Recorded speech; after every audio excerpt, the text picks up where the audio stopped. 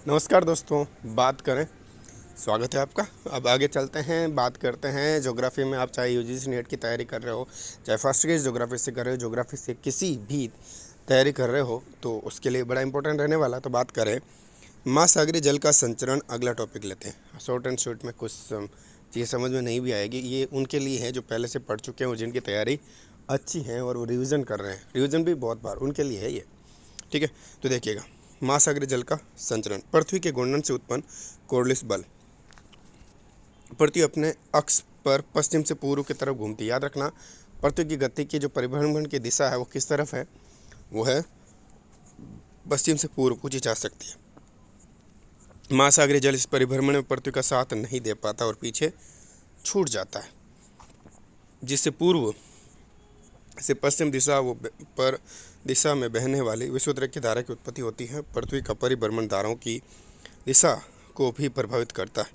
इससे उत्पन्न कोर्लिस बल के कारण उत्तरी गोलार्ध में विषुवत रेखा से दूरों की ओर तथा दूरों से विषुवत रेखा की ओर चलने वाली हवाएं दाहिने हाथ की ओर मुड़ जाती है और इसी प्रकार धाराएं अपने बाईं की ओर मुड़ जाती है।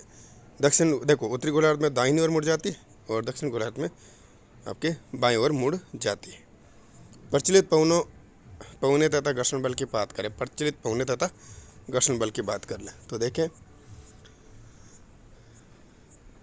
प्रचलित पवने तथा घर्षण बल की बात करें। प्रचलित पवनों तथा घर्षण बल के संबंध में अगर अपन देखें तो देखते हैं सतही पवनों का प्रभाव। किसका? सतही पवनों का प्रभाव। सतही पवनों का प्रभाव, ये पवनें महासागरीय जल की सतह पर घर्षण उत्पन्न करती है। अधिकांश धाराएं स्थायी पवनों की दिशा का ही अनुसरण करती है। व्यापारिक पवनों से प्रभावित होकर ही विषुवत की धाराएं पूर्व से पश्चिम दिशा की ओर चलती हैं। इस प्रकार से बात करें तो पछुआ पवनों से प्रभावित होकर गल्फ स्ट्रीम तथा क्यूरेशियो धाराएं पश्चिम से पूर्व की ओर बहती, पश्चिम से पूर्व की ओर बहती है। हिंद महासागर में जहां हवाओं की दिशा में ऋतु के अनुसार परिवर्तन होने से महासागरीय धाराओं की दिशा बदल जाती है। हिंद महासागर में ऋतु के अनुसार धाराएं बदलती है। वायुदाब में भिन्नता की बात करें, वायुदाब में भिन्नता, जिन क्षेत्रों में वायु का दाब अधिक होता है वहाँ सागरीय जल का तल नीचे दब जाता है। जिन क्षेत्रों में वायु का दाब अधिक होता है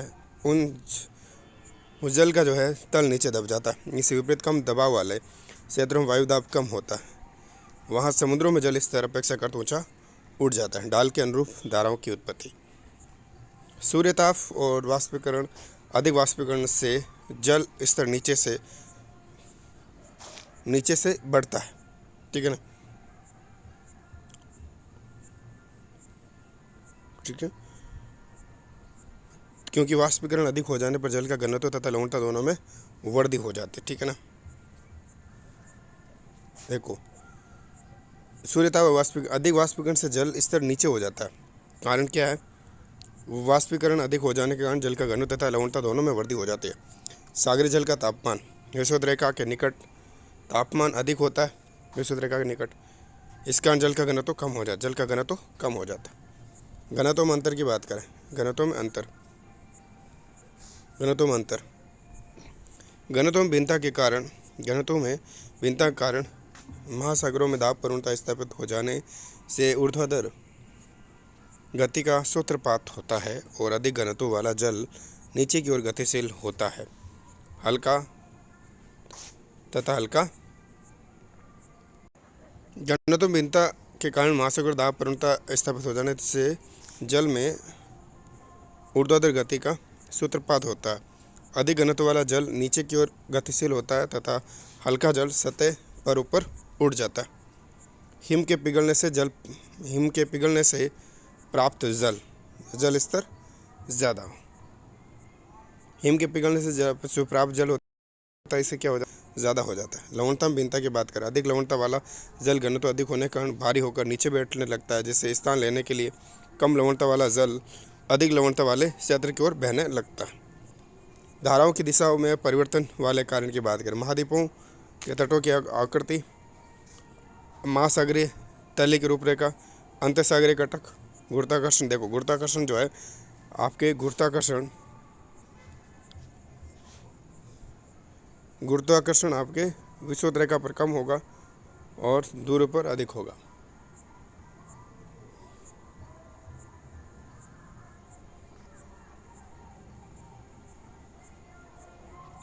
अंट अटलांटिक महासागर की धाराओं की बात कर लें।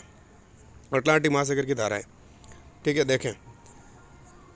विश्वोत्तरी की धारा है, अटलांटिक महासागर की गर्म है, एंटलीज धारा है, दो शाखाओं के बीच में, ठीक है। बात करें अफ्रीका के पश्चिमी तट से प्रारंभ होती है और इसे सनमार्गी पवनों से प्रभावित होकर ये पूर्व से पश्चिम दिशा की ओर प्रभावित होती है। कौन सी धारा?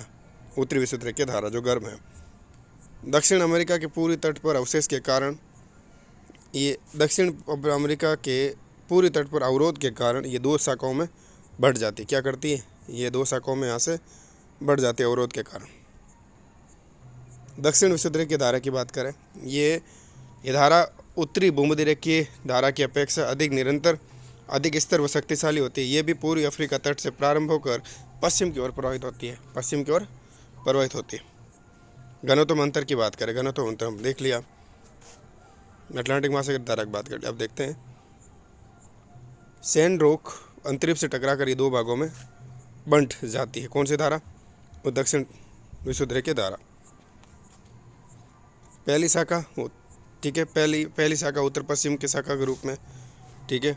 उत्तरी विश्वोत्तरी की धारा में ट्रिनिडाड के पास मिल जाती है। दूसरी शाखा ब्राज़ील धारा के रूप में दक्षिण की ओर बहती है। ये भी एक गर्म जल धारा फॉकलैंड की ठंडी धारा से मिल जाती है। ठंडी दीवार की बात करें, यूएसए के पूर्वी तट पर समुद्र तल में उत्तर की ओर क्रमशः, देखो उत्तर की ओर जैसे जाते जाते समुद्र, यूएसए के पूर्वी तट पर समुद्र तल में उत्तर की ओर क्रमशः वृद्धि होती जाती है। फ्लोरिडा की अपेक्षा हैलिफैक्स का समुद्र तल लगभग 35 सेंटीमीटर ऊंचा रहता है। समुद्र तल में उत्पन्न इस असमानता के कारण तट और महाद्वीपीय बंग तट का जल में उत्तर से दक्षिण की ओर प्रवाहित होने वाली समुद्री धारा उत्पन्न हो जाती है, जो शीतल होती है। और इस प्रकार गल्फ स्ट्रीम की बाईं ओर वाली सीमा अधिक तापांतर के कारण स्पष्ट हो जाती है। जल के अधिक ठंडा होने के कारण इस रेखा को ठंडी दीवार कहा जाता है। क्या कहा जाता है? ठंडी दीवार कहा जाता है। विश्वोत्तरी की धारा, ये दोनों विश्वोत्तरी की धाराओं के मध्य एक क्षतिपूर्ति धारा है। इससे गिनी की धारा की उत्पत्ति होती है। गिनी की धारा की उत्पत्ति होती है। किससे? विश्वोत्तरी की प्रतिधारा से गिनी की धारा की उत्पत्ति होती है। गल्फ स्ट्रीम की बात करें, अगली है गल्फ स्ट्रीम 20 डिग्री उत्तरी अक्षांश के पास मेक्सिको खाड़ी से उत्पन्न होकर उत्तर पूर्व दिशा की ओर 70 डिग्री उत्तरी अक्षांश तक पश्चिम यूरोप के पश्चिमी तट तक प्रवाहित होती है। 3 धारा सम्मिलित हैं। फ्लोरिडा गर्म धारा, फ्लोरिडा जल डमरू मध्य से हैट्रस अंतरिम द्वीप, गल्फ स्ट्रीम हैट्रस के अंतरिम से ग्रांड बैंक के बीच में। खोज पहले मोस डी लियोन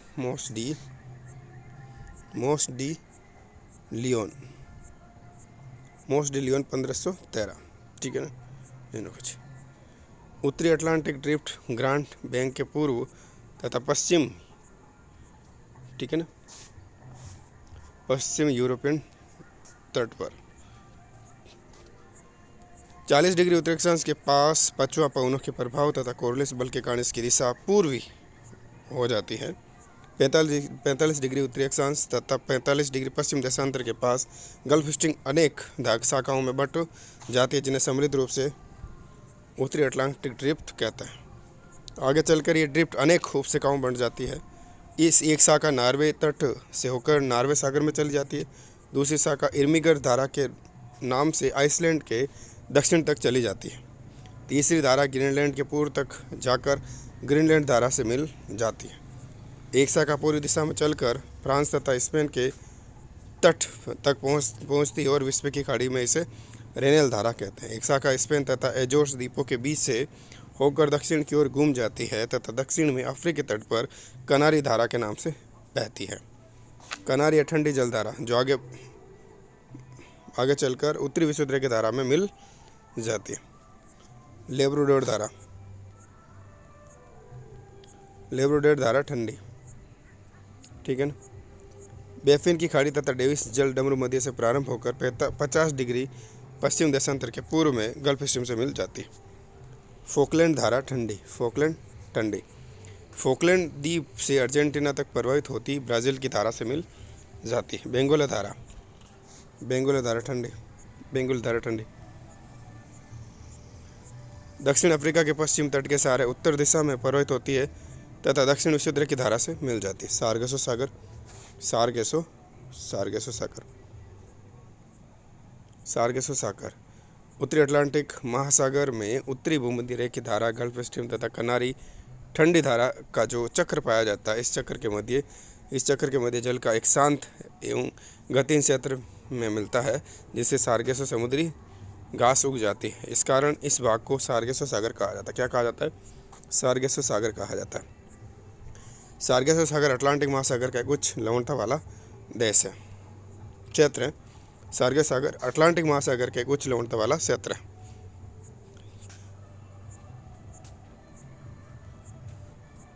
प्रशांत महासागर की धाराओं की बात करें। प्रशांत महासागर की धाराएं उत्तरी प्रशांत में धाराओं का दक्षिणावर्त यानी क्लॉकवाइज तथा दक्षिण प्रशांत महासागर में वामावर्त एंटी क्लॉकवाइज परिसंचरण होता है।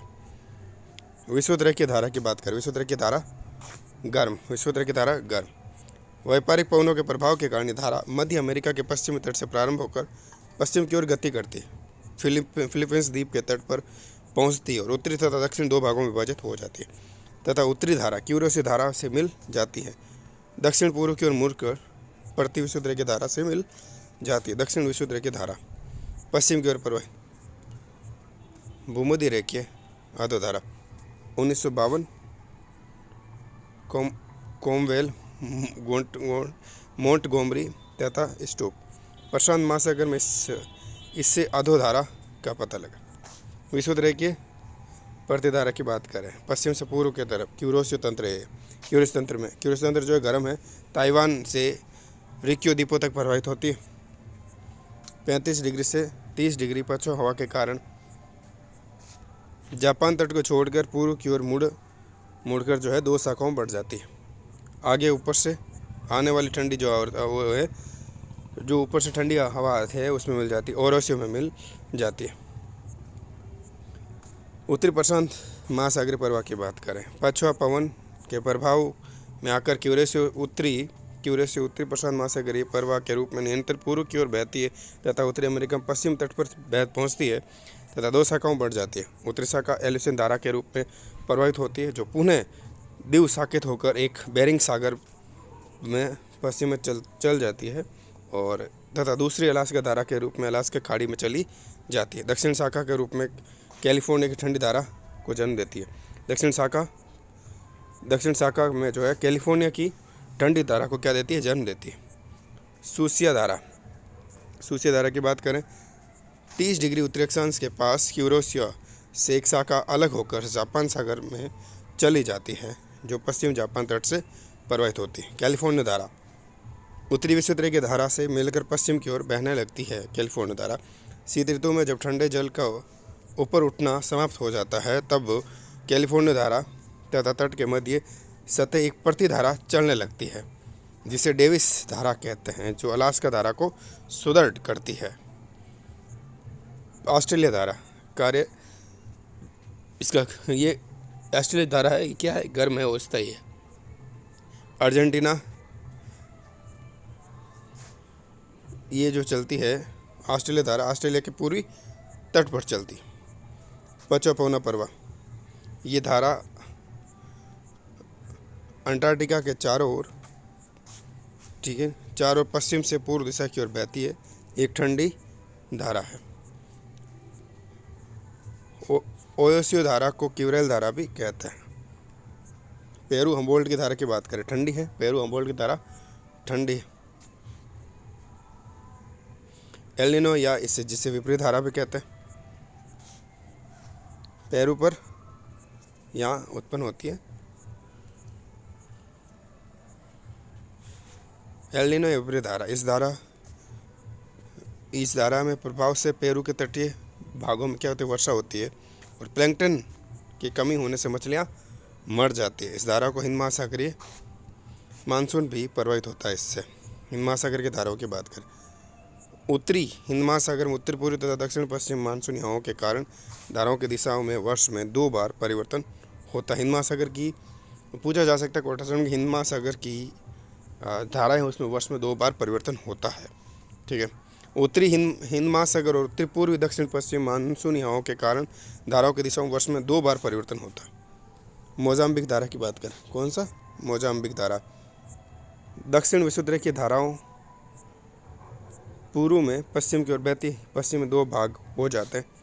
एक भाग अफ्रीका मेडागास्कर के बीच से गुजरता है जिसे मोजाम्बिक धारा कहते हैं। दूसरा भाग मेडागास्कर पूर्व में बहती है जिसे मेडागास्कर धारा कहते हैं। मेडागास्कर के दक्षिण में धाराएं परस्पर मिलकर अंगुलहास कहलाती है। ऑस्ट्रेलिया के पश्चिमी तट के साथ इसका एक भाग दक्षिण से उत्तर की ओर बहता है जिसे पश्चिमी ऑस्ट्रेलिया धारा कहते हैं। उत्तरी हिंद महासागर की धाराओं की बात करें, ग्रीष्म ऋतु में उत्तरी हिंद महासागर में प्रचलित पवनें जल से स्थल की ओर चलती है, दक्षिण पश्चिम मानसून कहते हैं। सर्दी में मानसूनी पवनों की दिशा बदलकर उत्तर पूर्वी हो जाती है। ग्रीष्मकाल में हिंद महासागर में उत्तर विषुवत रेखीय धारा और विषुवत रेखीय प्रतिधारा पूरी तरह विलुप्त हो जाती है। सोमाली ठंडी धारा की बात करें, सोमाली एक मात्र ऐसी महासागरीय धारा है जो महासागर पश्चिम भाग में मिलती है और गर्म जल धाराएं हैं। शरद ऋतु में जब उत्तरी हिंद महासागर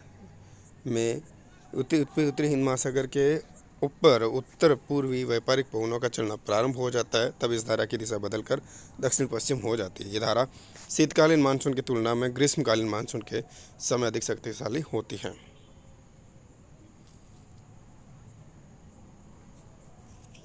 अब महासागरीय तरंगें और लहरें।